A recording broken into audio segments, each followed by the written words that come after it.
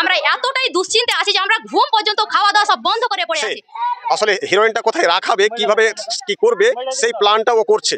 আমার ভাই বোর সঙ্গে একটা জনগণের যে শক্তি, জনগণের যে পাওয়ার, জনগণের যে ক্ষমতা, সেটা দেখিয়েছে যে জনগণ সত্যকে সত্য বলার সাহস রাখে, মিথ্যাকে মিথ্যা বলার সাহস রাখে।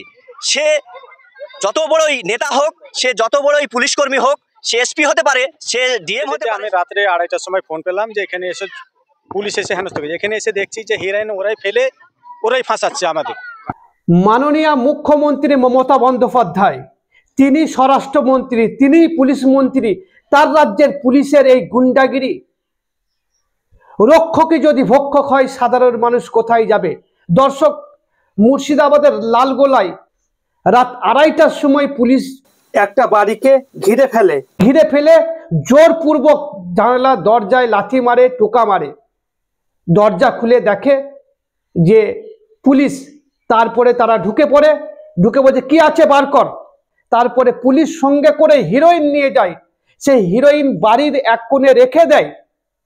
সেটা যখন পরিবারের সদস্যরা বুঝতে পারে, সেই পুলিশদেরকে আটক করে রেখে দেয়। একবার ভাবুন, পুলিশ সাধারণ মানুষের নিরাপত্তা দিবে, একজন সাধারণ মানুষ পুলিশের কাছে গিয়ে সে নিরাপত্তা চাইবে, আর পুলিশই জোর করে বাড়িতে ঢুকে যদি হিরোইন রেখে ফাঁসায়, তাহলে সাধারণ মানুষ কোথায় যাবে? তা আবার যাত্রার বাড়িতে নয়, স্কুল শিক্ষকের বাড়িতে গিয়ে এই কাণ্ড ঘটিয়েছে লালগোলা থানার পুলিশ। আর এই ভিডিওটা প্রচুর শেয়ার করুন, যেখানে পৌঁছাবার ঠিক পৌঁছে দিন। এই ধরনের পুলিশদের অবিলম্বে সাসপেন্ড করতে হবে। এদের কোনো নৈতিক অধিকার নেই এই ইউনিফর্মটা পরার, এই ইউনিফর্মটাকে খুলে ফেলতে হবে। আর মুখ্যমন্ত্রীর উচিত এই সমস্ত পুলিশ অফিসারদের, এই সমস্ত পুলিশ আধিকারিকদের তাদেরকে সাসপেন্ড করে দেওয়া, পুলিশের ইউনিফর্ম কেড়ে নেওয়া। দর্শক দেখুন পরিবারের সদস্য এবং প্রতিবেশীরা কি বলছেন শুনুন। তার আগে একটাই অনুরোধ, ফেসবুকে দেখলে ফলো করুন, ইউটিউবে দেখলে সাবস্ক্রাইব করে পাশে থাকুন।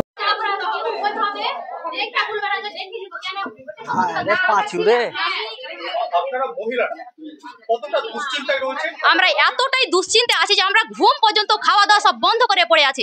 আমাদের এর আগে 30শে অক্টোবর মঙ্গলবার এরকম ঘটনা আরেকটা ঘটেছে, মানে মহিলা ছিল অথচ কোনো পুরুষ কোনো ছেলে কেউ ছিল না।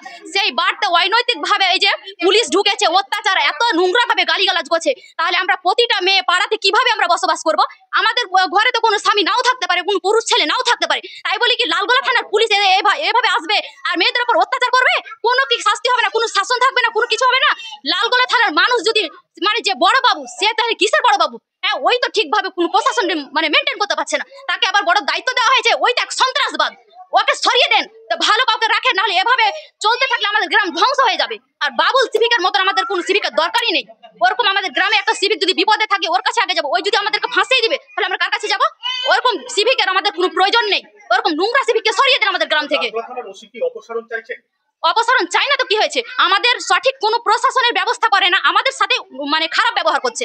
কেন সেদিন আমাদের পাড়াতে যে ঘটনাটা ঘটেছিল তখন তো বড়বাবুই ছিল, হয়তো দেখেন কিন্তু শুনেছি যে বড়বাবু ছিল। তাহলে বড়বাবু থাকার সত্ত্বেও ওই বাড়িতে অত বড় ঘটনা কি করে ঘটে? কোনো মহিলা পুলিশ থাকে না, মাত্র দুটা মহিলা আছে, সে বাড়িতে অতগুলি ছেলে ঢুকে অত্যাচারের উপর অত্যাচার করছে। কেন তাহলে ওটা ওদের দায়িত্ব না? যে একটা বাড়িতে মেয়ে থাকবে আর অতগুলি পুরুষ যে অত্যাচার করবে, ওটা কার দায়িত্ব? বড়বাবুর দায়িত্ব না ওটা? ওকে কিসের জন্য রাখা হয়েছে থানাতে? সাইমা খাতুন, জাগরপাড়া গ্রামে, আমি একজন প্রতিবেশী। আমি রাত্রে 2:30টার সময় ফোন পেলাম যে এখানে এসে পুলিশ এসে হেনস্থা করেছে। এখানে এসে দেখছি যে হিরোইন ওরাই ফেলে ওরাই ফাঁসাচ্ছে আমাদের।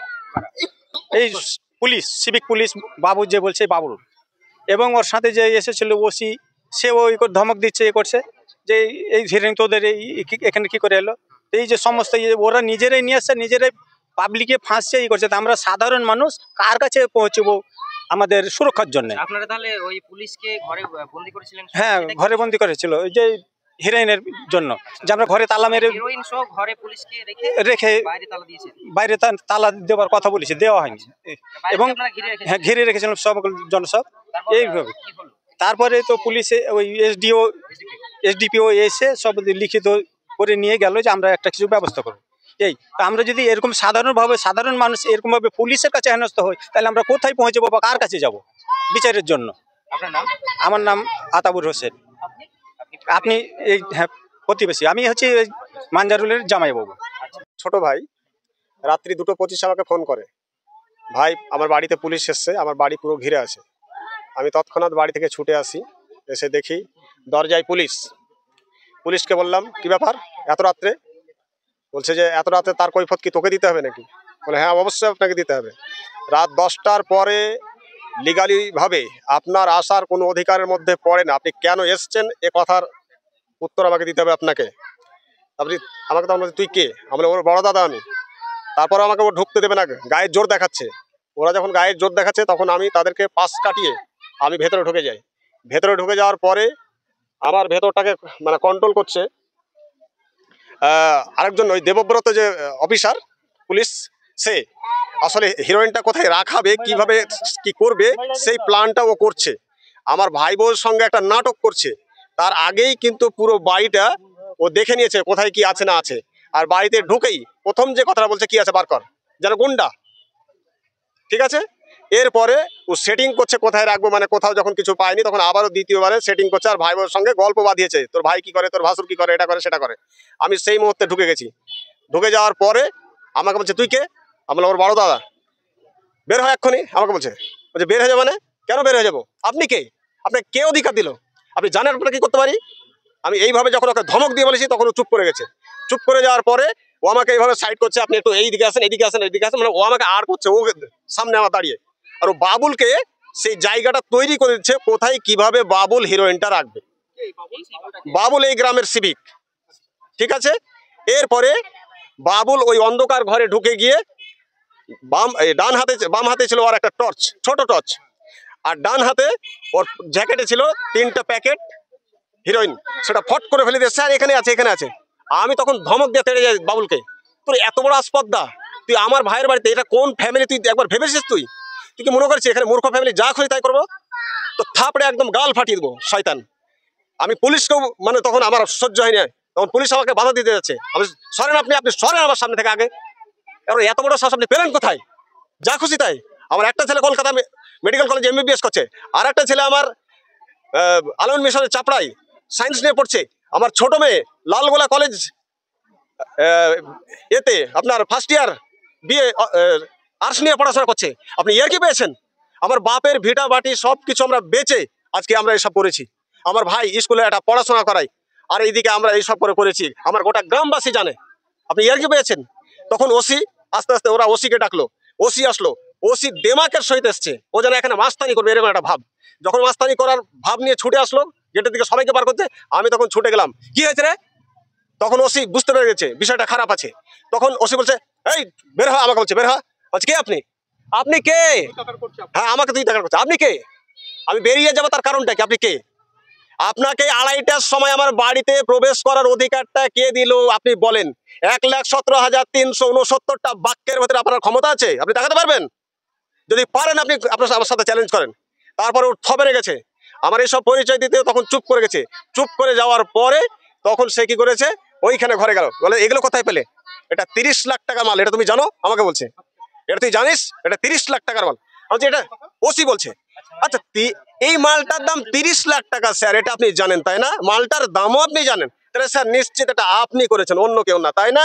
এটা বাউলকে আপনি করিয়েছেন? ঠিক আছে আপনাকে আমি দেখে নিচ্ছি। ও তখন আমাকে বলছে তোকে আমি দেখে নিচ্ছি। বলে ঠিক আছে স্যার, কে কাকে দেখেন আপনি দেখে নেন। এরপরে ওরা হন্তদন্ত হয়ে আর কিছু বলার কোনো সুযোগ পেল না, তারপরে দাঁড়িয়েই থাকলো।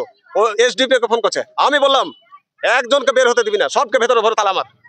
তালা মারার পরে আমার SP আসবে, SP এসে ওরা আমাকে বলছে থানায় আসো, থানায় এসে একটা সমাধান হবে। আমরা কিছু করছি না, কিছু করবো না, আমাদের উপর ভরসা রাখো, বিশ্বাস রাখো। না আপনাকে বিশ্বাস করি না। আপনি 30 লাখ টাকার হোক আর 3 টাকার হোক, বেআইনি মাদক দ্রব্য আমার বাড়িতে যখন আপনি ভরেছেন, আপনি সব কিছু করবেন, আপনি নিশ্চিত একটা ডাকাত। এই বলে তারপরে ও তখন SDPO কে ফোন করলো। SDPO কে ফোন করার পরে SDPO আসলো। SDPO আমাকে বলছে আপনি দেখেছেন? বলে হ্যাঁ আমি দেখেছি, আর আমি দেখেছি, সত্যি দেখেছি, এটা বাবুল করেছে।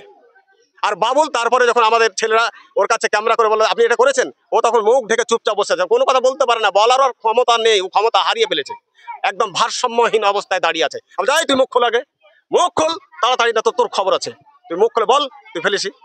এই অবস্থায় শেষ পর্যন্ত ওরা বেরিয়ে যাচ্ছে, আমরা শুধু মোবাইলটা নিয়ে যাচ্ছি। আর আমি বললাম এই মালটা কি হবে? মাল আপনি নিয়ে যাবেন না যাবেন না, আপনাকে উঠাতে হবে। তার বললো একটা ক্যারি দেন। ঠিক আছে, ক্যারি আমরা দিতে দেরি করেছি, ক্যারি আমরা দিতে চাইছিলাম না। কিভাবে নিয়ে আসছিস সেভাবে নিয়ে যা, পকেটে করে নিয়ে যা, ক্যারি আমরা দেবো। শেষ পর্যন্ত আমাদের কিছু লোক বললো ঠিক আছে, একটা ক্যারিগুলো দিয়ে দাও। ক্যারি দিল, তারা পকেটে ভরলো। আমরা বললাম যাওয়ার আগে সিজার লিস্টটা লিখেন, কি পেলেন আপনি এখানে? এরপরে সে সিজার লিস্ট লিখতে গেল, লেখার পরে সে সিজার লিস্টে লিখেছে যে এখানে শুধু জাস্ট একটা মোবাইল পেয়েছি, আর হিরোইনের কথায় কিছু লেখা হয়নি। না, প্রথমত মানজারুল ভাইয়ের যে গ্রাম, সেই গ্রামবাসীকে বুক ভরা ভালোবাসা ও অভিনন্দন জানাই। কারণ তারা জনগণের যে শক্তি, জনগণের যে পাওয়ার, জনগণের যে ক্ষমতা, সেটা দেখিয়েছে যে জনগণ সত্যকে সত্য বলার সাহস রাখে, মিথ্যাকে মিথ্যা বলার সাহস রাখে। সে যত বড়ই নেতা হোক, সে যত বড়ই পুলিশকর্মী হোক, সে এসপি হতে পারে, সে ডিএম হতে পারে, সে কোনো থানার ওসি হতে পারে, অথবা কোনো থানার 5-8টা ভলেন্টিয়ার হতে পারে। হ্যাঁ, সেটা সেই জন্যে স্পেশালি আবারও আমি থ্যাঙ্কস জানাই। পাশাপাশি এই যে মানজারুল ভাইয়ের সঙ্গে যে ঘটনা ঘটেছে, এই ঘটনা যারা ঘটিয়েছেন চক্রান্ত করে, তাদের প্রতি একরাশ ঘৃণা এবং ঘৃণা, তারা তাদেরকে কিছু দিতে পারছি না। করব আইন ভাঙলে যেমন পানিশমেন্ট আছে, তেমন আপনি সে আইন যে ভেঙেছেন, যে কোর্ট আছে, আদালত আছে, এখনো সব শেষ হয়ে যাননি। আপনাকে আমরা ছেড়ে কথা বলবো না। সবাই, মানজারুল একাই নেই, মানজারুলের সঙ্গে আমরা সমস্ত মুর্শিদাবাদবাসী, পুরো জেলাবাসী আছি, পুরো রাজ্যবাসী আছি। আপনাকে আমরা আইনিভাবে দেখে নেবো আপনি কতটা আইন ভাঙতে পারেন, আর আমরাও আপনাকে প্রতিহত করে আইন আমরা কতটা জোড়া দিতে পারি, এবং আইনের যে মান, সেই মান যে আমরা রক্ষা করতে পারি, সেটা আমরাও দেখাবো।